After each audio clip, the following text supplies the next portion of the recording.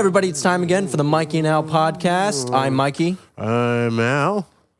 You got to be Nick. Am I supposed to be Nick? You have to I be. can't. You got to suffer. I can't It's consent. a team-building exercise. Can't consent. What are you guys up to? What were you guys doing this week? Oh, It's been a good week. oh. It's coming into the what are we at?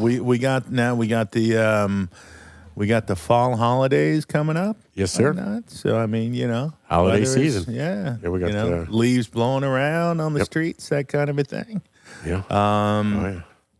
But one of the things that you and I talked about, which was interesting, and I think maybe a lot of people would want to know about it, is you were on King of the Hill. Remember that Yes. episode? Yes. Give us a little insight. What happened there? How did that come about? What did somebody reach out to you? Was a producer reach out to you, or was it just like a phone call? How did that come? How did that happen? I think they reached out to Orange County Choppers. Okay. Through Discovery. Okay. And it's sort of a cross-promotional thing that they would do, Mm-hmm. And we wound up being on the show as ourselves.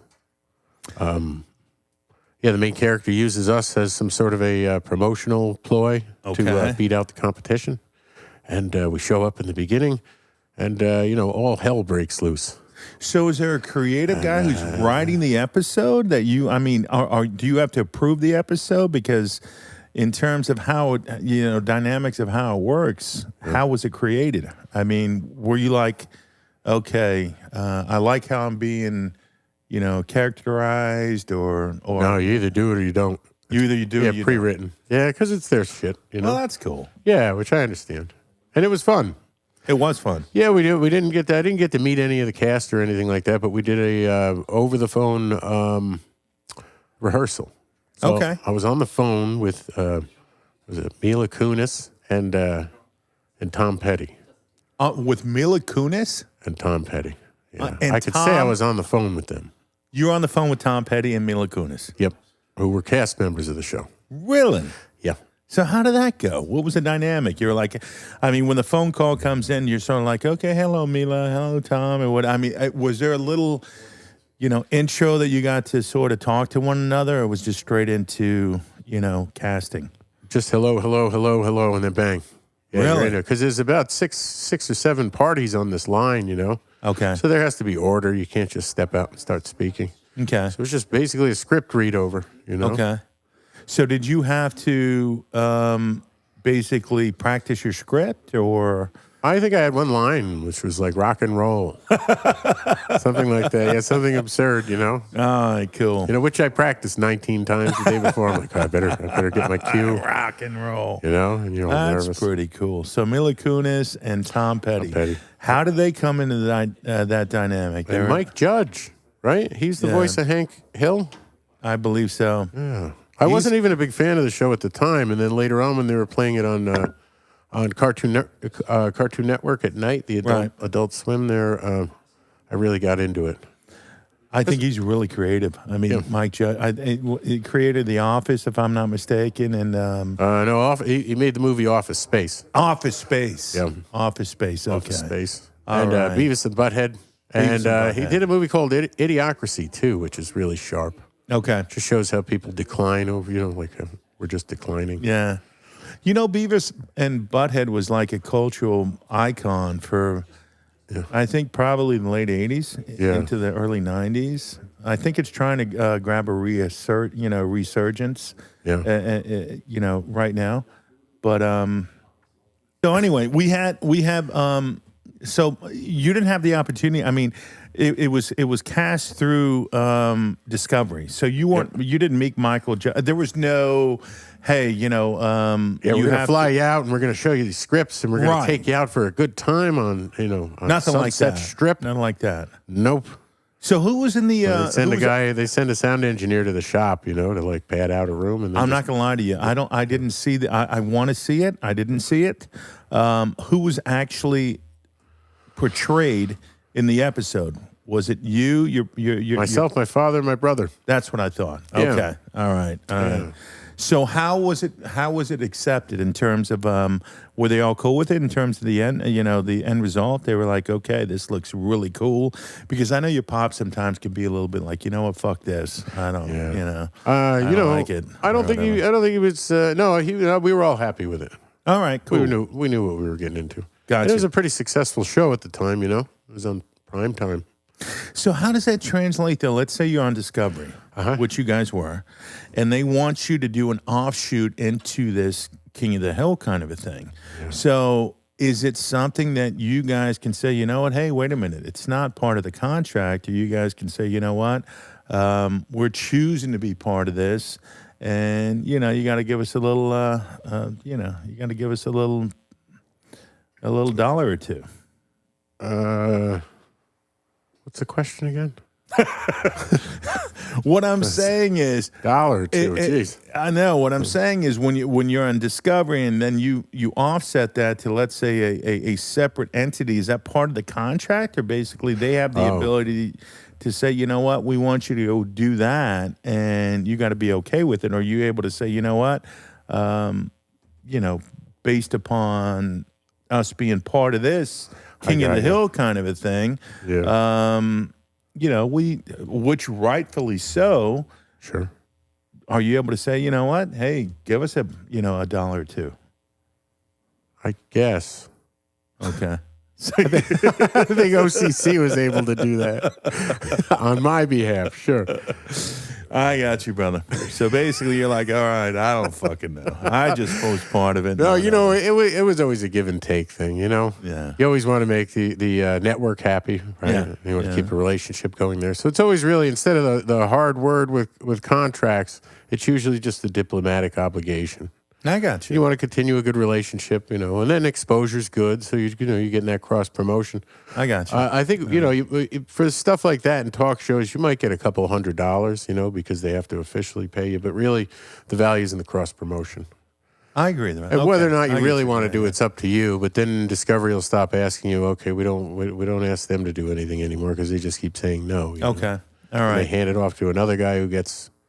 It does make sense. So the cross promotion with the King of the Hills, you know, audience, sort, I guess, would flow that, you know, that audience over to OCC too. So it is sort of like a, you know, a one hand washes the other kind of a thing. I get that. Yeah, they're both similar audiences too. Yeah. So it made sense to try and share. Yeah, that makes sense. That makes sense. So Mila Kunis, I mean, I think she's smoking. Oh, she's hot. She really is. She really is. But Tom Petty, though? I mean, geez. Yeah. He was on the line. I forgot he was a cast member, too, because he plays like a lazy, good-for-nothing kind of guy. I didn't know that. Yeah. I had no idea and Tom you forget Petty it's Tom Petty, you know, until you hear him on the other line, you know, that fiber optic crackle. Okay. Yeah. He's got a unique voice. He's always had. Yeah, you know. Exactly. That's Bob Dylan. You know but what? I think he modeled his voice after Bob. It amazes me how Tom Petty, who, I mean, I'm a big fan of in terms of music and whatnot. Eddie waited till he fit. Okay. Yeah. But how Michael Judge could key in on Tom Petty to be part of that, you know, that whole. Oh, yeah. That whole King of the Hill kind of a thing. Dun, dun, dun, dun, dun. Hey. You know, yeah, exactly. Yeah. I mean, how do you coincide Tom Petty with King of the Hill? So, I mean, I think that's very cool that Michael Judge was able to do that. Right. And Tom Petty was gracious enough to say, you know what, I want to be part of it. And I think that's awesome. It's been a cool gig for him. It's been a very cool gig. Johnny Hardwick, the voice actor for Dale, recently died. And I think in August he passed away. Oh, really? Mm-hmm. Oops, sorry. Oh, Dale was the talkative one? Dale was the one with the orange hat, with the sunglasses all the time. Okay. Mumbler. Yeah. Mumbler. He'd come in and he just wouldn't say any. He would say things, but they wouldn't really make sense. Yeah. But he would say it in a very, the King of the Hill way. Yeah. I think I think Michael Judge is a genius. I mean, he, what was it, Beavis and Butthead that he, yeah. And then he went right to something wholesome, which is really interesting and had a lot of success. It's the last wholesome show to be very successful. I think, which you got to give someone a lot of credit. True. It's easy just to throw out a bunch of vulgarity and entertain people. I think Beavis and Butthead was a cultural phenomenon for a period of time, and now it's starting to sort of research. I wonder if he has anything in the, sort of in his back pocket to bring those two characters back. Didn't they have? I thought they had a movie recently. They are back. Yeah, they had a movie for sure. All right. Well, that shows you. Or a show. It might be a full show still. Learning to fly. Yeah, I think it's like Mike Judge's Beavis and Butthead. He came back and he's got his name directly on there. Yeah. Yes, sir. So anyway, I think that's awesome. I mean, the King of the Hill thing with the LCC project and whatnot, I think that's awesome that you were able to do that. I think I'm having an acid flashback. Oh, yeah? Well, I feel like I'm on acid right now. I didn't drop anything in his coffee. We're good. Bullshit. I think, it's one of those last classic Americana type shows that exists, like hamburgers, hot dogs, Cowboys, baseball, stuff like that. You don't get that anymore, man. Because America changed. I don't disagree. I think it is. It's one of those, all-American kind of a shows and whatnot. I could go for one. Hot dogs. Absolutely. Hot dogs. What do we do? What are we talking about? Hot dog. What do we got? I missed out on hot dogs this summer. I haven't had a hot dog yet. Really? And summer's over. What a weirdo. I need an early fall hot dog. I'll give you my hot dog. You want to help me? What'd I say? It was there for the picking. What is the hot dog? Okay, so we're doing barbecue. What are we doing? Hot dogs, hamburgers. We doing what is the mainstay? You always have to have a hot dog. Doesn't matter what. Gotta have a hot dog. Gotta have a hot dog. Have a schnapper. Have a schnapper. You can't have hamburgers without hot dogs. Correct? Not at a good barbecue. I don't think you can. You can't have friends over and just, we're having hot dogs. Like, well, why do I even come over? Especially if they have kids, because you're going to have a hot dog. But what kind of hot dog do you want? Because what the hot dog consists of, you have those... Lips and asshole. Yeah, but you know what? But what is a good hot dog? Sabrett is... I'm a Sabrett guy. Right? Yeah. You gotta have a hot dog. Now, how do you cook your hot dog? That's another big question. Boil. You like boiled hot dogs? Yeah. I gotta disagree. Ben said he microwaves hot dogs, which I did as a youth.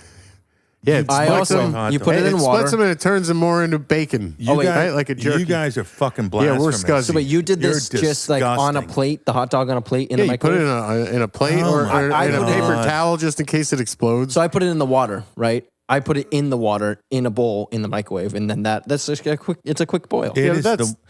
What you guys too classy. What you guys just like a science kid thing. You guys just fucking mutilated a hot dog. There is no way to fucking cook a pinky up Nick with his hot dog cooker. They're already mutilated. How do you not fucking? There's only one way to do a hot dog. Yeah. And guess what? It's Papaya's way in the city. And how is it? Ooh, Grace Papaya, right? Correct. World renowned. What do they do with the hot dog?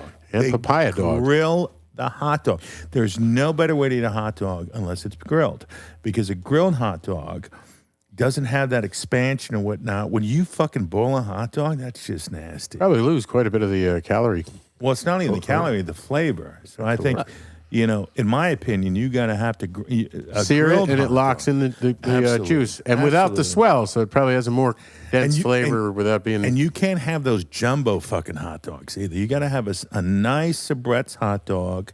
Yeah, you grill it. You can't have an Oscar Mayer. Oscar Mayer tastes like shit. Oscar Mayer. Or do you like Oscar Mayer? I didn't mean to insult you. We get it at the stores. We don't get Sabrett's at the stores. I don't know why. But I could see Nick sucking on an Oscar Mayer wiener.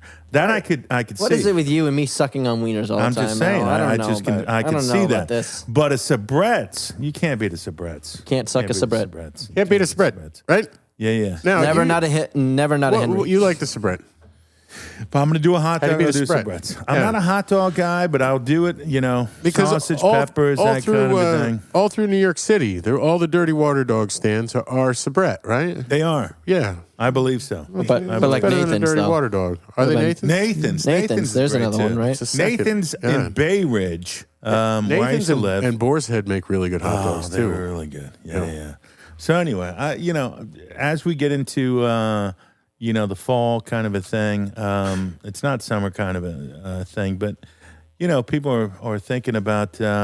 Oh yeah, this is like a dope deal or something, or like. Okay, so what do you got going on with it looks shady? Let's ask Mike. It's a half a. Let's ask Mike what he's got in his bag. It's a half a hot pocket. Hot pocket. Cheese and pepperoni. God. You want Cheese and it? pepperoni. No, I haven't. Oof. Oh, I don't know if I could eat one without dying But now. I put it up here. I'm not going to eat it, but it looks like it's sort of like a shady drug Jim deal from the Gaffigan's got 70s. a great bit about hot pockets, and he accentuates it pretty well. He's like, it's just, I don't know. I'm not trying to quote Jim Gaffigan's comedy stand-up routine here. I don't remember it, but think you are. It's disgusting. Is all I'm saying. It's not. I don't judge anybody for eating anything unless it's like human shit. But Still shouldn't judge. I'm. Who the hell are you, right? Yeah, Who someone the wants fuck to are eat you human to shit. tell? I mean, if somebody wants to eat some human shit, Who the hell? I used to know you. No, I'm just. I think we're talking too much about this. Yeah, I'm I just think giving you- an yeah, I think example. we're going over. But I don't Sorry, know. going over. Hot pockets are like meat Pop Tarts. The shit. You know, I eat a Pop Tart every now and then when I just can't control the sugar cravings, but There's nothing wrong. I don't think with I've the ever had a craving Pop-Tarts. for a pepperoni pizza that's Nick likes to put his pinky up every now and again, know, but he's a just sandwich. sitting. He's sitting at home eating Skittles like everybody else. But there's nothing. but they're wrong with always that. flavored. These hot make me pockets are always sick. flavored like things. If I wanted beef ravioli, I'd get beef raviolis. I wouldn't get a hot pocket that says beef ravioli. Who on eats it. beef ravioli? Is there beef raviolis? I thought that's only by Chef Boyardee in the fucking cans and whatnot. Usually, if you go to a nice restaurant, there's no fucking beef raviolis. They're going to be cheese Well, it better raviolis. be. They're going to be spinach and cream. It's not going to be beef raviolis. I need protein in the ravioli. I mean, I can do cheese, but it's not my favorite. So, well, how's it taste, Mike? Good. He's kidding. Yeah, I hope we get the Pot Hocket sponsorship here. We're gonna throw up We on got camera. the Hot Pocket too. I mean, Hot Pockets, don't get me wrong. I guess they're trying to recreate like a calzone kind of a fucking thing. Is that what it is? Calzone. No, they what fall is it? short. What's the other own? What's the Deep dish. No. No, what do you get? Blintz. Shit, it's kind of like a calzone, but it's smaller. It's got meat in it. Oh, I know what you're talking about. Calzone. You got a. I can't think of what it is. What Nick? the hell is it? Panzerotti. Forget No. it. Calzone and a. They're at like every pizza place, They are at every pizza place. I know what you're talking about. right? Along with calzone pizza. Stromboli. Stromboli. Stromboli. Thank you. That hurt. Stromboli. Yep. Stromboli's good it too. over. So the Strombolis are rolled. It's kind of like a burrito. shitty Stromboli, right? And this is like a shitty version of a shitty Stromboli. It is a very, but Because you know it's not what? Hot Pocket. It's, But whoever created Hot Pockets, it's grub. Made money. they're Grub dancing something. their way to the bank because that was a fucking very creative move. Big time. Absolutely. Good marketing too. Good marketing tool. I We wonder gotta if create that's something. fixed though. You know, If we could create a product, what would it be? What would you want to create in terms of a food product? I'm putting you on the spot here. Well, that's a tough one. right? That is a tough one. That's a really. Yeah. This is like the Miss America pageant. I don't know. You know, if we're guaranteed success, I'd love to corner the market on cheese. Cheese. Yeah. I don't know. We have the best cheese going. I couldn't like my own product. Do we so I have just the best wouldn't- cheese going though? I don't know. It would be nice. We get the best wine. But we couldn't beat out Europe, We couldn't be in Europe with the cheese. right? Just starting out. Oh, we beat them with the wine. No. No, we did not beat Yeah, them we with the did. wine. No, we did not. Yeah, like famously, California, Oh, you're so full of shit. If Beat- you think California Oh, in wine one is better than category. European Paris wine out. Because at that Really? point, everybody thought that the Parisian wines were the only ones that like were the primo wines. And historically, California wines won in every single, in this certain year. I forget what year this was. I was just reading about this. In the other day. 70s? Whatever year this was. It was great. I mean, it was really, it's a You cool were story. full of shit. No, there it's is a true no way story. we beat fucking Italy out in top Right, 10 in wines. France? No, I mean, Not gonna okay, granted, you just cannot beat out The Europeans? I might be thinking cheese of or wine? Italian or Europeans French, exactly Yeah, cheese, wine, or chocolate. for centuries. I mean, they have created wine, and I'm not knocking California wines. California wines are great. If I'm going to drink wine, I'm either going to drink a Pinot Grigio, or I'm going to drink Light and easy. I'm going to keep it easy. Pinot Grigio. I'm going to keep. I'm going to drink. If I'm going to drink red wine, I'm going to drink a Pinot Noir. Ooh. I can't do the Merlot or Merlot, yeah. Merlot thing or anything of that nature. I don't know why. I think Merlot to me is just too thick. I'm not really sure. I was never into reds. Never into reds? Reds typically put you to sleep. Whites sort of let you keep going. I mean, because reds are very thick, from what I understand. I don't know. I mean, there's a lot of people out there, and if anybody out there can give us more insight, please do so. Isn't it subjective, though? Because The red or the white? we pay people to tell us what wine tastes good, but I mean, I don't like Hot Pockets, whereas some other person might eat them every day because they love the taste. That's a subjective thing, right? I guess it is. It's all taste. To a certain degree. Yeah, absolutely. But what was that movie? There was a movie, I can't remember what it was.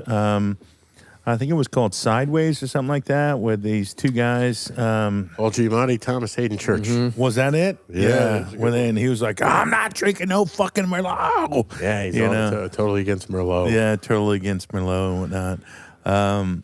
So I think that Merlot is like the quote unquote the mainstay, and it's like the shitty one. It's the shitty one. Pinot Noir is top notch, right? I don't know. Pinot Noir is top notch. It's something I like, but I don't know.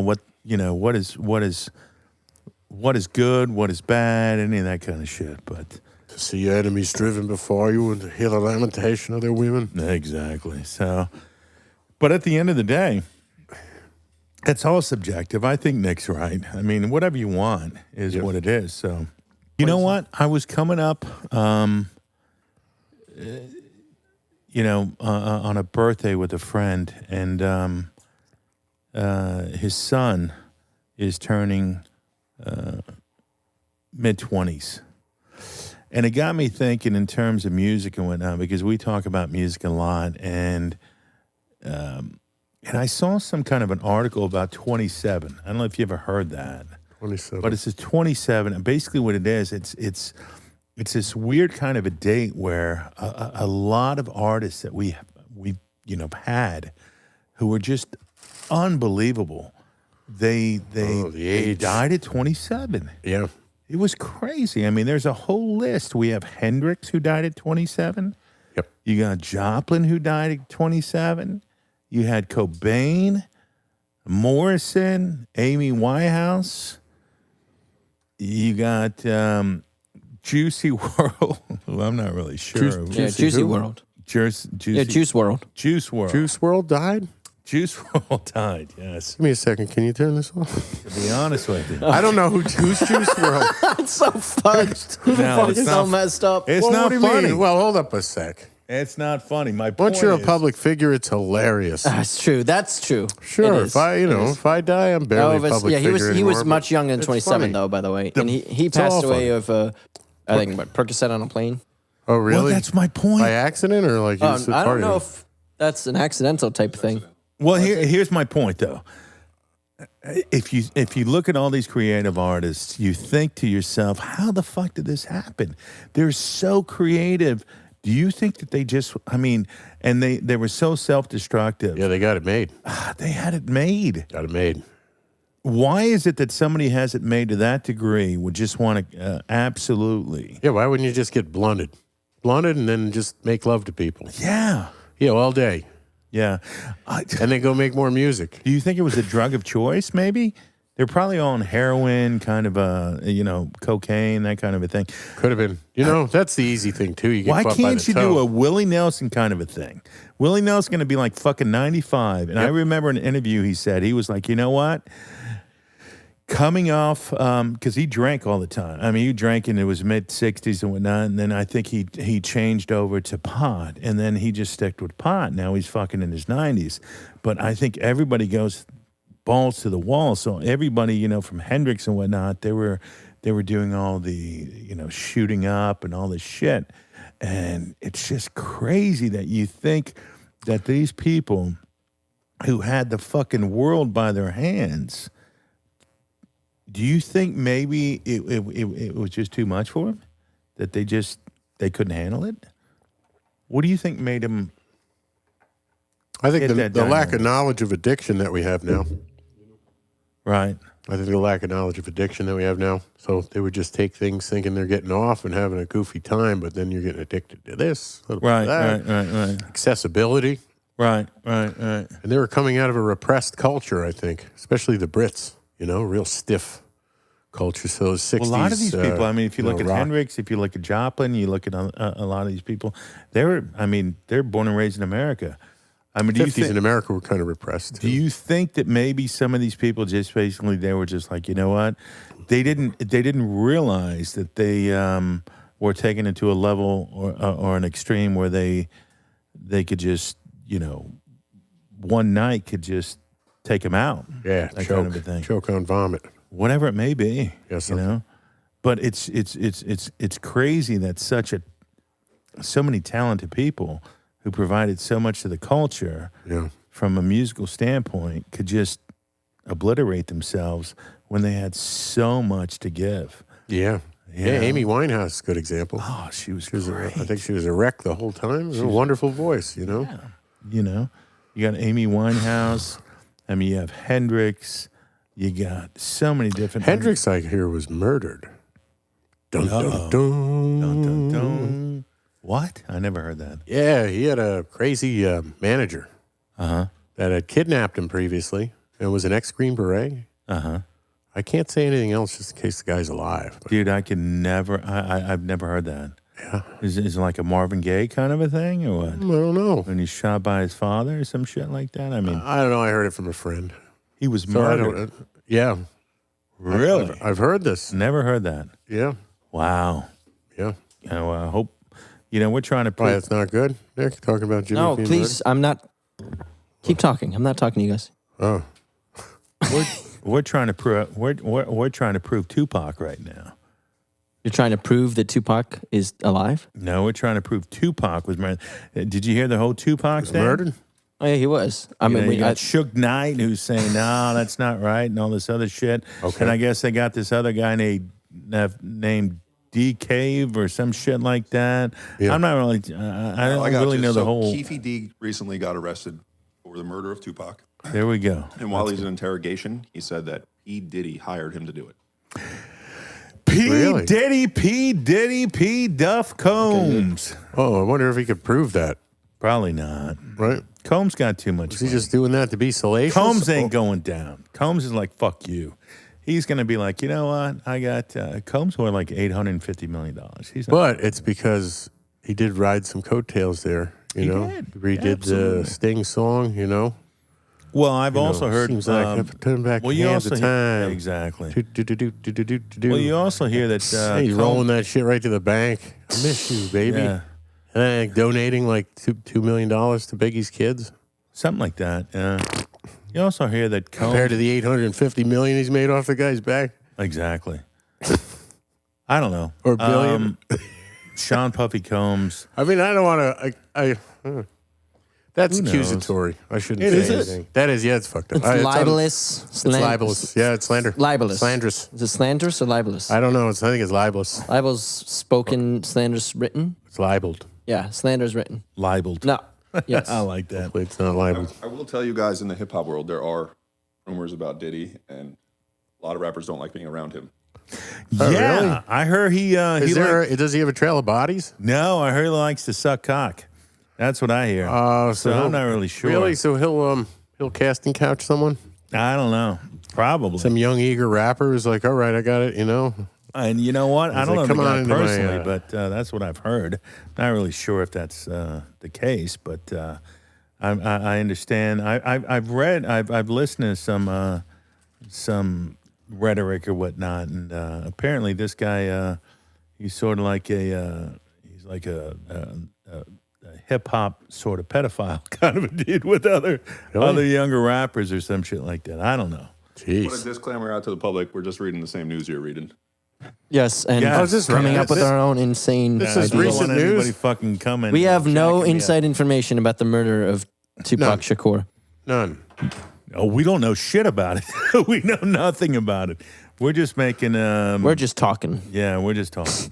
So, just to let everybody know, we're gonna have a little Halloween gathering by us. We'll let you guys know what time, but I think it's gonna be probably somewhere between 5 and 9 by us. We'll give you a date at a later point in time. but Mikey and I, we're going to do a little costume. Yeah, a little costume, a little karaoke, little hot dogs. Little hot dogs? Tiny hot dogs, actually. Exactly. And next episode's going to be our Halloween episode. Serving them in my shorts. On the 27th, we're going to be doing this. We're going to be doing... Yep, that sounds good. Does that work? That works for me. I'll be there. Hello. I'll be. That sounds great with I'll me. be drunk, but Nick will be drunk, so you want to come down here and see Nick drunk? That's normal operating. That's normal operating speed for my kind. A lot of fun. Yeah, I think we're good. All right. Toodaloo. So, goodbye. Please check us out at Mikey N Al Podcast. That's Mikey N Al Podcast. TTFN. Ta-ta for now. TTFN. Thanks, guys. Look forward to seeing you guys. Okay, bye.